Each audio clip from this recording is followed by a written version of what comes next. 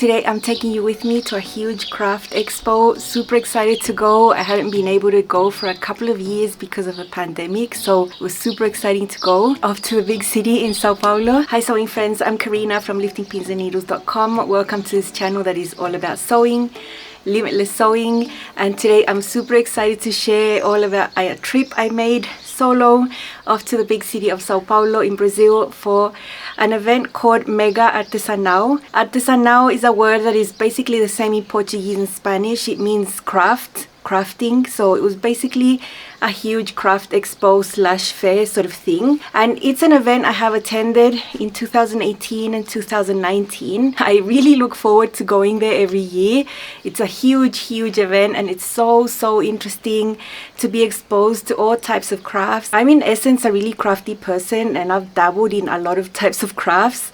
Although I have settled on sewing over the years, I've dabbled in a lot, and I love to go and see everything. I'm always amazed at how many people are really adept to their own craft. You see different niches there and how many people flock to those areas, and I'm like, oh, so people are really into scrapbooking, you know, that's something I've never done. So it's really interesting. And back in 2018, it was the first year I was in this country. I didn't enjoy it that much just because I found it so overwhelming. 2019 I went with my son. I had a 12-year-old boy that was mega bored. I mean, if you look at the thousands of people who attend there, I'd say 95% are women. You rarely see any men, much less children. In fact, you have to be 12 to attend. You can't be younger than that. They won't let you in. It was pretty rough. You know, we walked around for about 8 hours and he complained the whole time about being tired and whatnot. And so in 2020, I was so looking forward to it, but it was cancelled because of the pandemic. Then it was also cancelled in 2021. So this year, the crowds flocked to this event. It's a 4-day event. I just went for one of the days. And it's just thousands and thousands of people that go there. Buses go there. People travel from all over the country to get there. And it's just so huge. This was last week.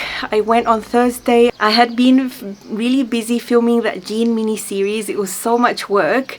And I knew that at the end of it, I was going to have my prize because I was going to take a day off and go over there. I live in a rural area in the state of Sao Paulo, but about 2.5 hours from the big city. There is a bus I can take on a nearby highway. So I went to get it, and the bus trip to Sao Paulo took about 3.5 hours because when we were getting there, it was rush hour. The traffic was ridiculous. Then I got to this huge bus terminal. It's just huge. I'm really cautious to go to those places where there's so many people. I don't want to look like I don't belong there, like I'm a tourist, you know. I'm just really careful. Right there at that bus terminal, there's a metro station, like a subway station, and then you take, I don't know, like 12 stations away, you get to one station, then you take a van to this huge expo place. And as I talk and tell you all this story, I'm going to be inserting a lot of images here so it's not boring and it's not just me talking and telling you what the day was about. A lot of people plan in advance to go to these events. At least I do. I mean, I had my ticket, I bought it online, but as I was nearing the building, I could see the queues taking all that time to get their ticket on site. And I'm like, well, poor planning. So yeah, once you get in, the excitement is just unreal, at least for me. From my perspective, you know, I'm not from here, but I have been here for a few years. I find it's a really lively, sort of loud place, and as you're going in, you can already hear the noise. This expo is very noisy. Like, there's, in a lot of stands, they have DJs and music blasting, and you can hear that going in. I left home at 7 in the morning and I got here at midday, so I have 6 hours to look around.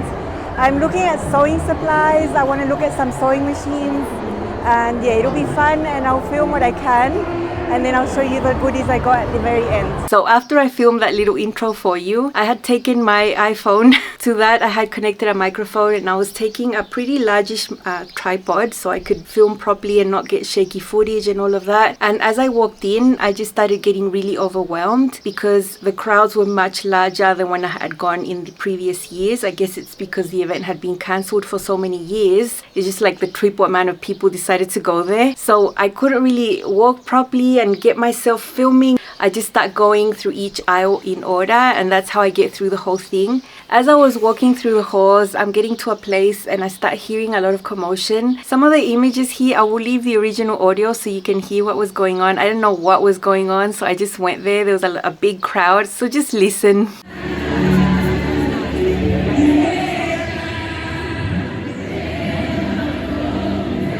I don't know what was going on. I know they were finishing some type of class there, but everyone was waving their arms and singing. I don't know what the heck was going on there, but you know, I like watching people, and I think those things are super interesting, especially as I'm not from this culture. I'm always just amazed at how outgoing and expressive people are in this country. I think it's really motivating, inspiring.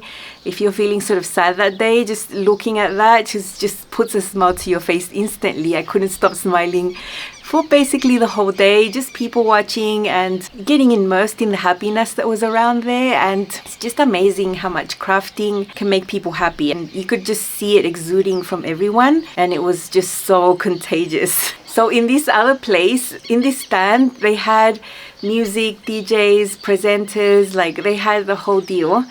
And they were giving out free goodie bags. I think it was some sort of super glue thing. I'm not sure what product it was. You could get a free goodie bag if you danced to this type of music they would just put on. And they would put on different rhythms. In Brazil, there's a lot of types of beats that people know how to dance to. I would not have a clue. And apparently anyone and their grandma can dance these, because I saw regular people just going in there and dancing to whatever. So I did film a little bit just so you can have a look at what the environment was like. It was very unique.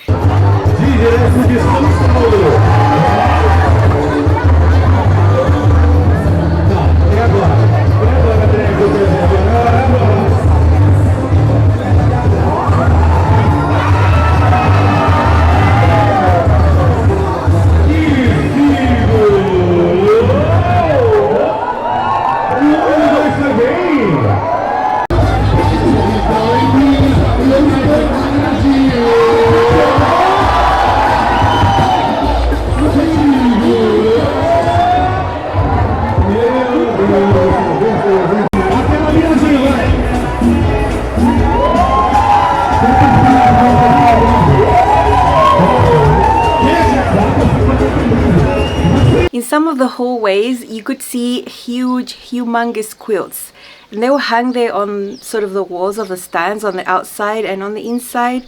Some of these shops were selling quilting fabrics. Some of these quilts were just samples and others were for sale. So it was amazing to see the detail. You could really get up close and see all the detail. They cost thousands of dollars. Some of them had the prices on them, $3,000 to $5,000, even $8,000. When you get up close, you could really see the way they quilted that, all the little shapes and details there. It was really amazing to see. I'm not into quilting, like I'll never get into that. It's just not my jam. I much prefer to sew garments, but I have dabbled in like the most basic quilts that are composed of just squares. I'm never going to show you my quilt, because if some of you are quilters, you're going to be like, oh my gosh, that's terrible.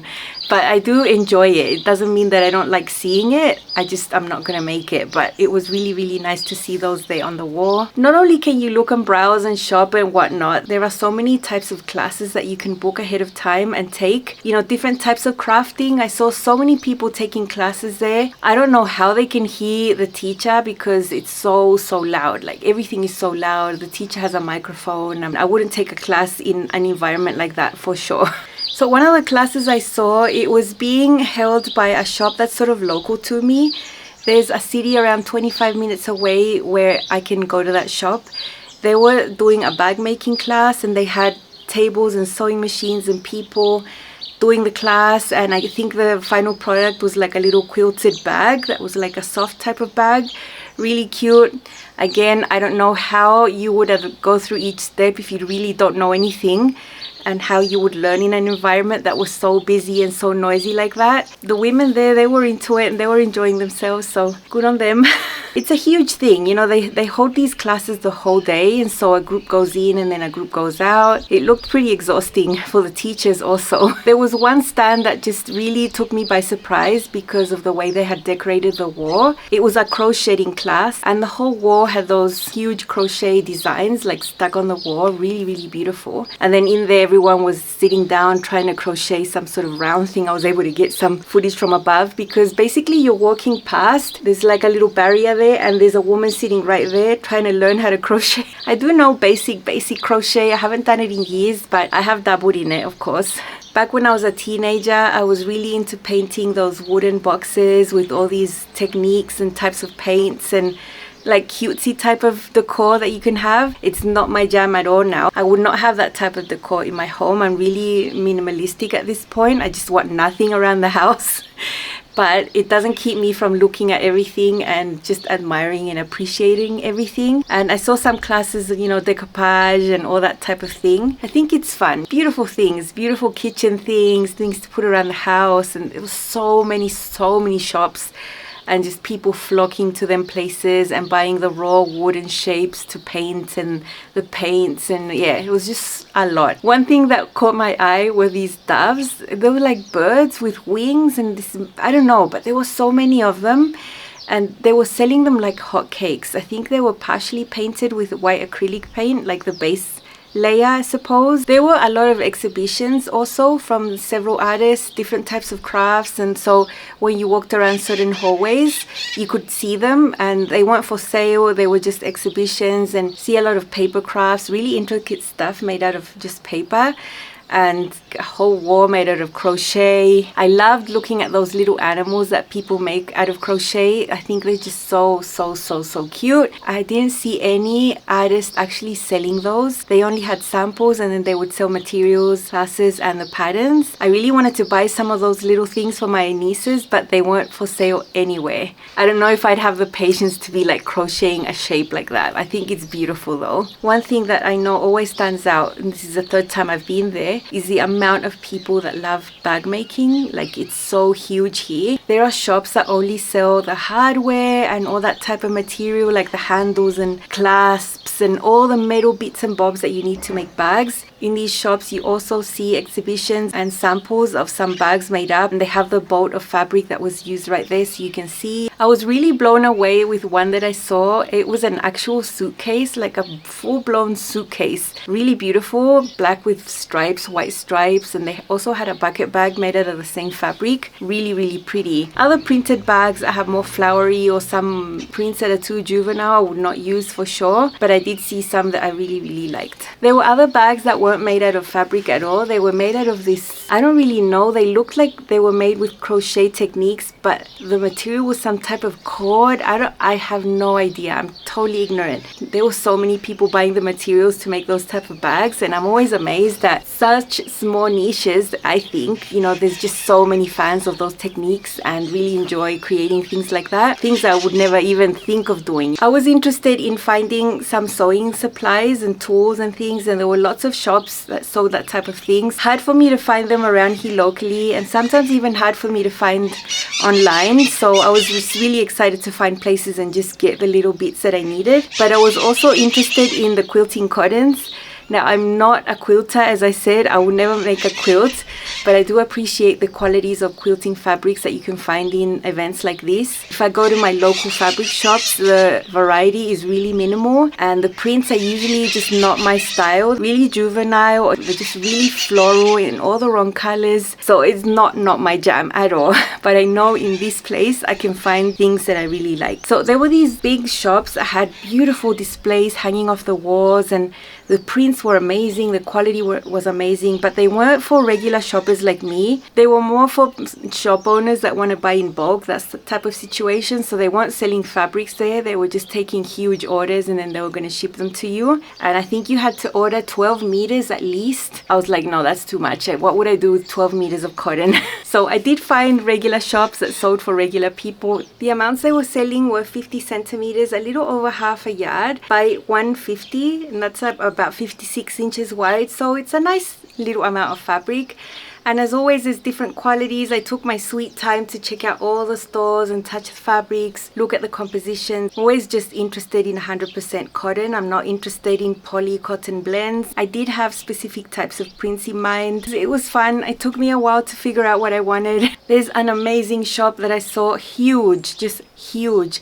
On the walls they had a lot of samples of things made with their fabrics, and here that you can tell the price was another type of price, more high-end, about double the price of what other people were charging for quilting cottons. And when you touched it, it was amazing. You could really tell the difference. This is where I found some for garment sewing, not for other things. So I also jotted down their details. I already know that they have a website and I can look online, and yeah, that would be really nice. In person there was just so much, I didn't even know where to start. It's like an explosion of color right there. I know I can visit the shop online now and find the things that I need. I will show you the piece I found from that place in a sec when I show you the things that I got. So I was really happy. And then I found a place where I bought a lot of fat quarters. I think I bought 11, so I'll show you those also. I wasn't really planning on finding any garment type of fabric. The few places that were selling linen, for example, were way overpriced. But the quilting cottons, yeah, I was definitely interested in coming back. I just have none of those in my stash, and I'm always sewing the same cowboy print. You know, I'm just sick of that cowboy print I use everywhere. Just out of the corner of my eye, I saw this black and white print and I was drawn to it straight away. I went in there to see, to touch it. It was actually not a quilting cotton, it was a cotton twill. It was a heavier fabric. And you know, it could be perfect for making like a denim jacket or jeans even. I wouldn't make jeans because the print is a bit too out there. And they had it in a red colorway and a blue colorway. I didn't like it in those colorways at all, but I did really like it in the black and white. So I was so happy. That is the only cut of fabric that I brought a whole bunch of yardage of, so I can make actual clothes with. So I'm excited to share what I got. I'll show you the notions first. Look, I got this type of trim.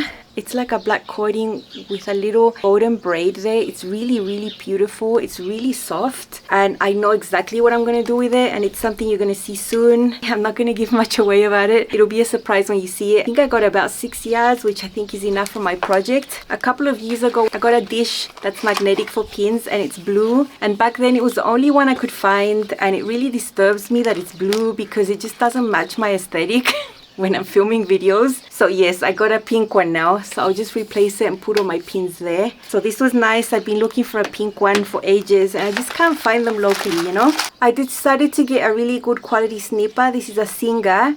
I am using one right now that is still working pretty well, but I know, you know, these things don't last very long because they get used so much. And I also got one of these more basic ones. These cut really well, like when I need to snip into curves, they cut really well. So I'm always wanting to have a little backup for when the ones I have start failing me. So I'm glad I found some of those. I got some jean needles. So I hadn't been able to find actual jean needles. These are 100/16. In my jean making videos, I just mentioned I sewed jeans with universal needles. But now I have actual jean needles. I hope they make the process a little nicer. There's 30. I have 10 here. I think that's enough for a little while. I had taken my husband's hammer and I was using that for things that I need to hammer in buttons and things. But now I got this super cute one. Look at this. It's got like animal print on the tip. Now this is my hammer and I'm gonna give my husband back his ugly hammer.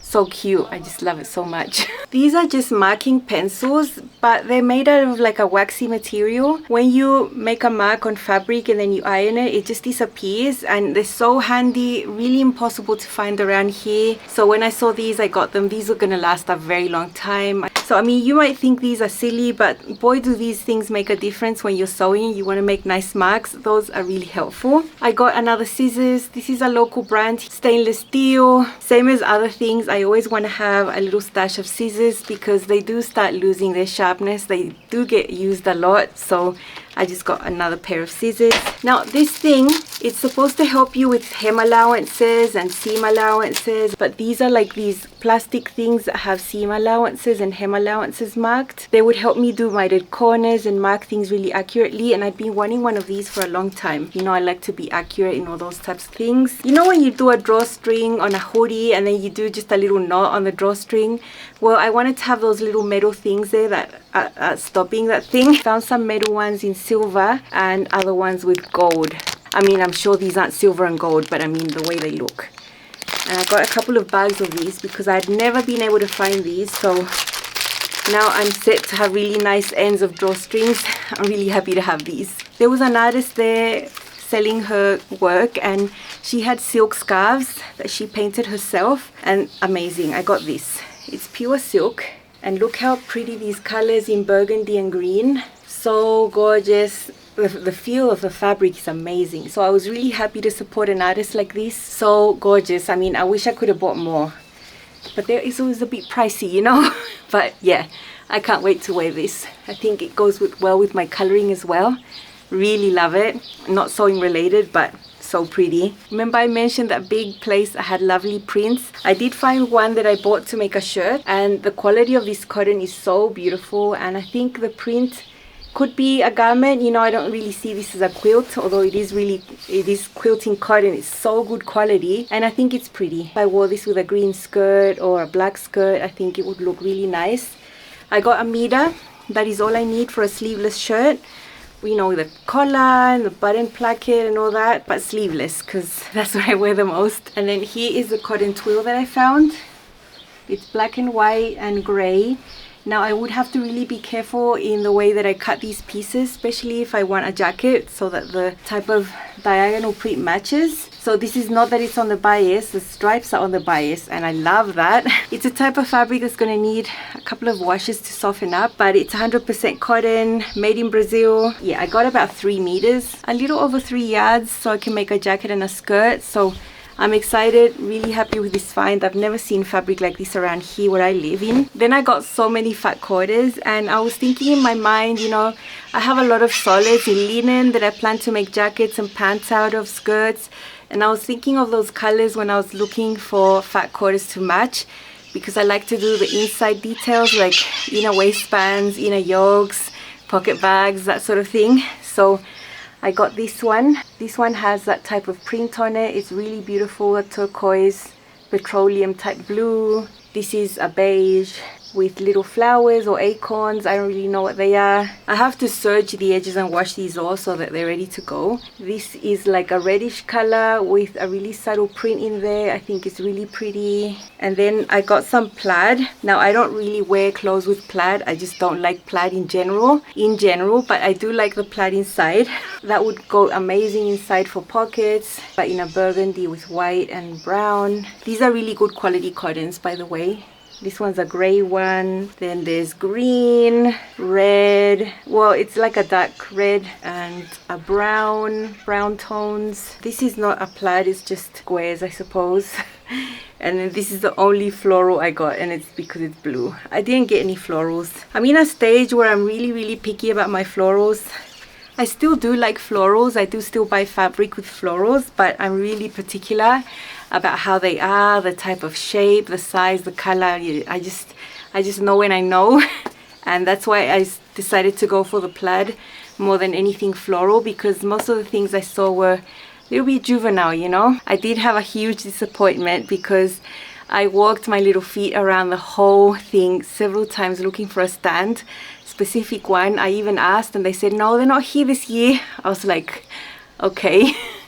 So for a couple of months I've been thinking about buying a cover stitch machine, and because locally I have access to good technical support from Janome, that is the brand that I'm buying at the moment, my sewing machine, my serger. So I've been looking and just getting myself informed about buying a cover stitch. And I saw the stand of Janome the last couple of years. It was there, they had all the machines. You could book a slot of time and they would show you and demonstrate, and you could, you know, hands-on see how the machine worked. And I was really looking forward to that experience with the cover stitch this time. But you know, all the other brands were there, Brother, Singer, lots of Chinese brands, and yeah, Janome was not there this year, and that was really disappointing. I really wanted to see this cover stitch machine in action and just feel how it is before I take the plunge and buy it, because I'm still not 100% sold, so I'm still thinking about it. We shall see. Anyway, it was a super intense 6 hours there. I got there at midday. I had to leave by 6 p.m. You know, go take a van that would take me to the subway, then take the subway back to the bus station, the huge one, and then take the bus close to where I live, and then my husband would be at that nearby town to pick me up. So left the house at 7 in the morning, got back home around 10 p.m. super tired, yeah, aching but happy. And I hope you enjoyed coming along with me, seeing all the goodies I got and the sites. I know it's really different and I really like sharing, so I hope this was a fun watch. I will see you again very soon with a really different video as well that I'm planning. See you soon. Bye!